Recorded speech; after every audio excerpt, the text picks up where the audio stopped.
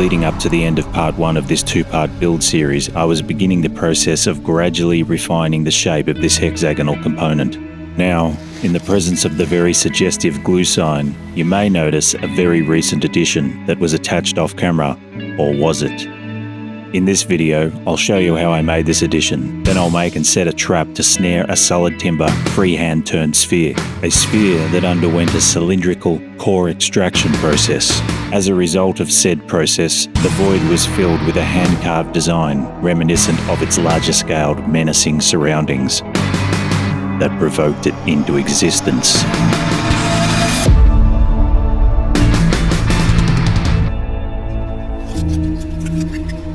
Before I really get into it, I'm taking a brief moment to draw out the design in an attempt to capture the vision I had for this section. Setting out the design for these components first allows me to extract the diameter of the sphere I'll be making to be clutched at the centre of what will be a Talon-surrounded column.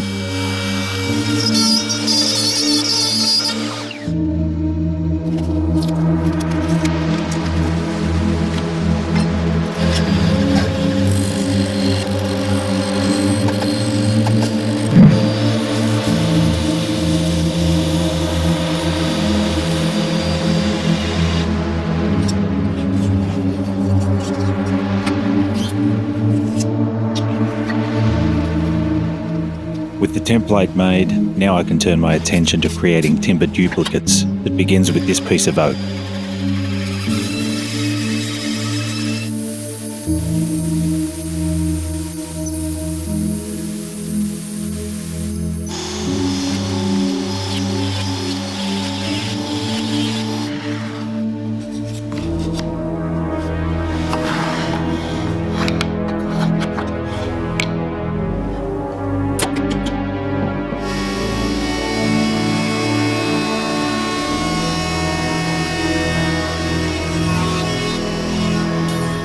Before applying the final shape to these components, there's another element to be made that will play a pivotal role in realising this design.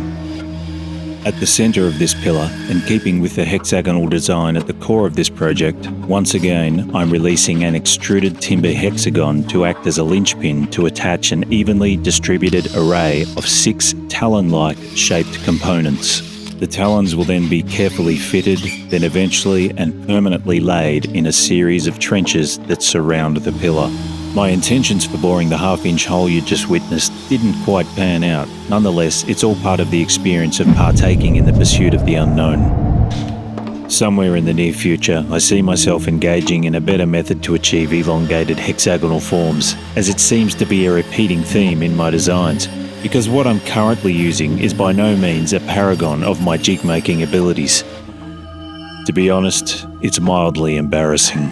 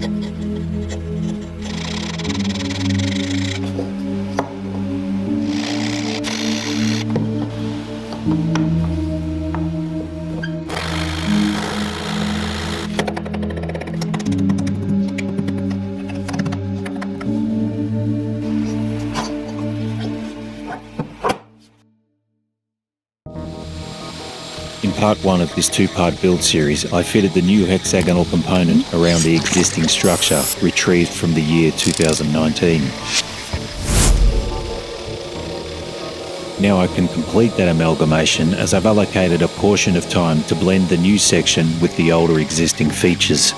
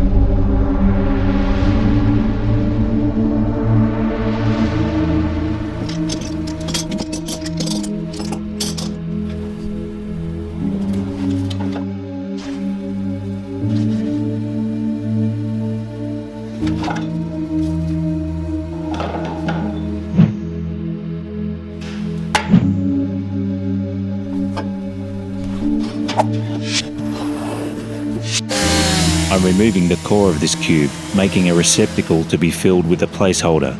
After the placeholder has served its purpose, it'll be forcefully evicted, making way for some small-scale details I plan to add further along on this journey.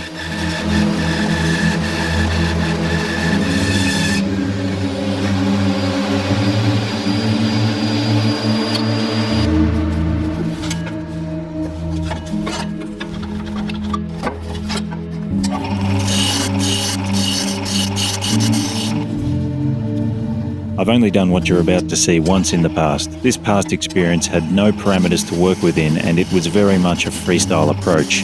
Any of you familiar with my channel may have noticed what I'm alluding to, as it appears at the centre of the exit porthole of several of my preceding videos.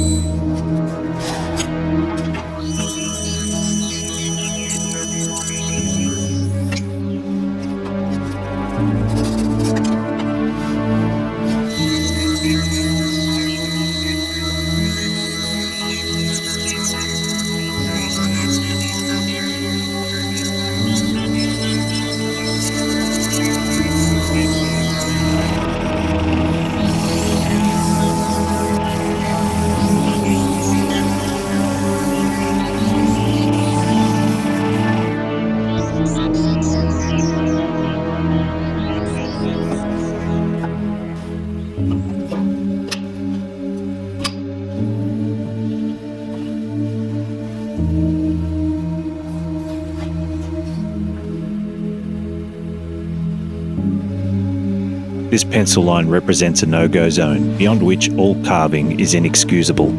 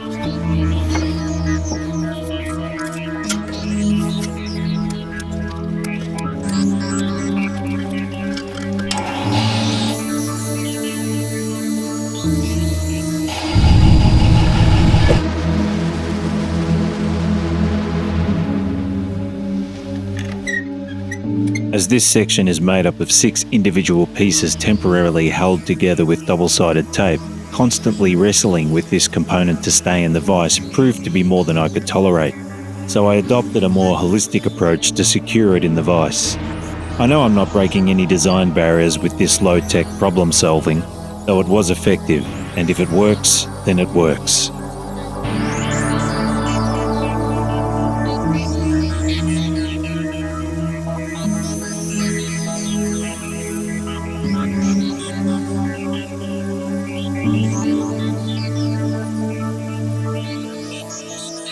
Once this work-holding method had demonstrated its worth, I modified it again, only this time I included dust extraction.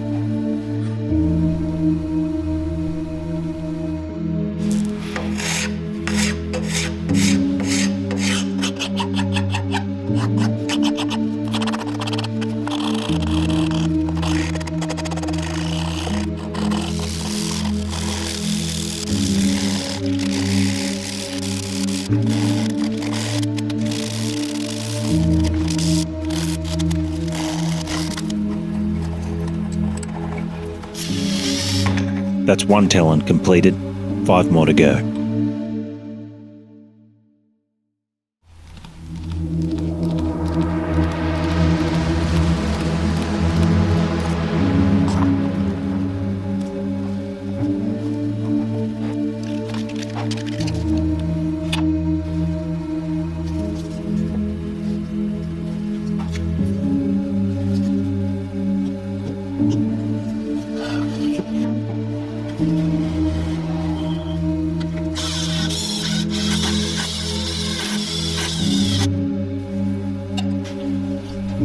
Now it's just a matter of blending the two recently acquainted components together, then I can move on to making the final part that will signify the conclusion of this project.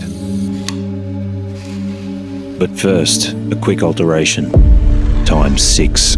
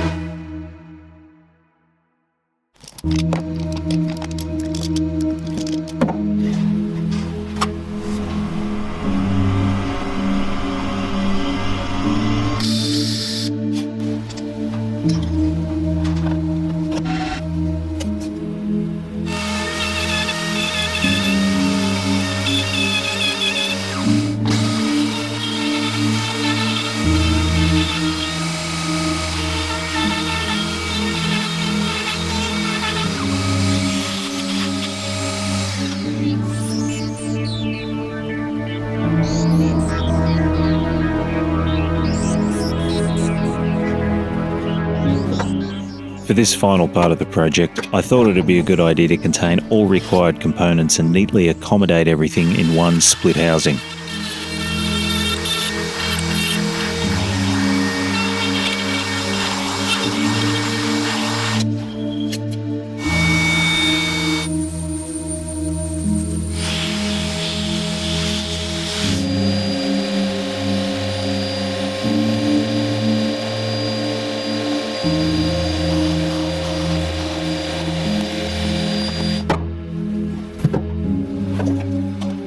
After administering some mild coercion, this piece of 16mm dowel willingly filled the conduit that would ultimately lead to its sacrificial purpose.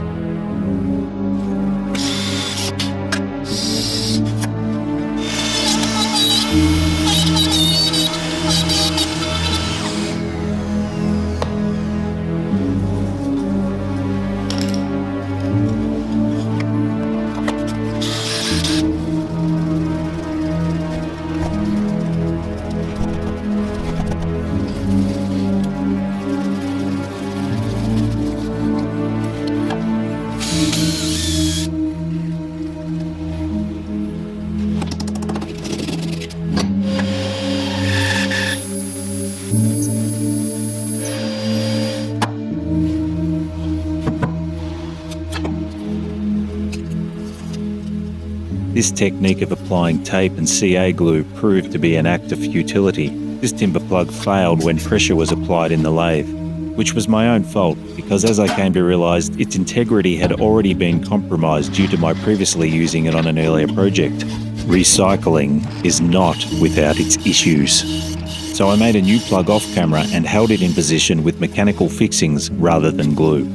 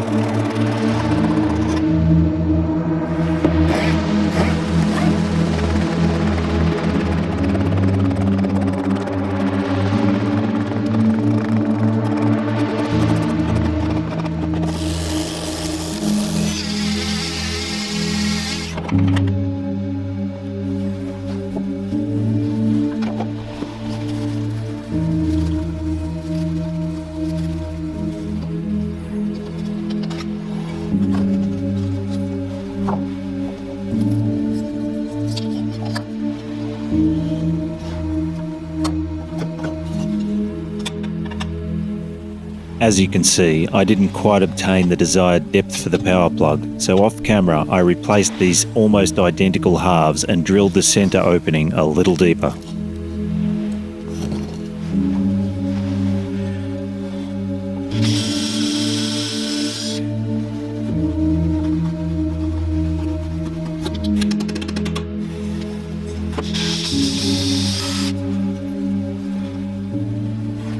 To turn the electrical spinal cord on or off, if I don't have my device handy, I can always rely on my 50 years of developing the skill required to deploy a finger and engage with an actual physical button. This is really just a failsafe button. Not only can I switch it on and off with a device, if that fails, I can always resort to a digital interaction and engage the light-emitting qualities of the CITADEL.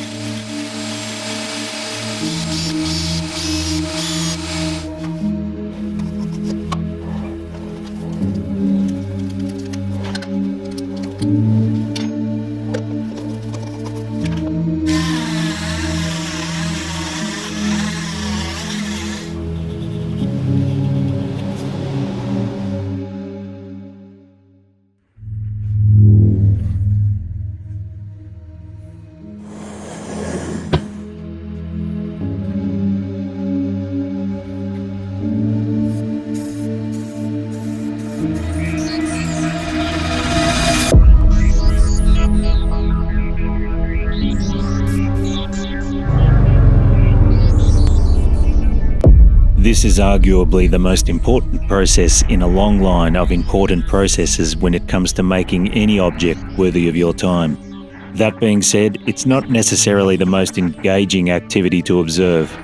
With this sentiment in mind, I'm displaying a small portion of what was otherwise a protracted task. As a bonus, I'll do you the favour of omitting the many hours of preparation and sanding. That was followed by a portion of time dedicated to making and setting apparatus, so when it came to applying finish, it was a relatively smooth and trouble-free procedure.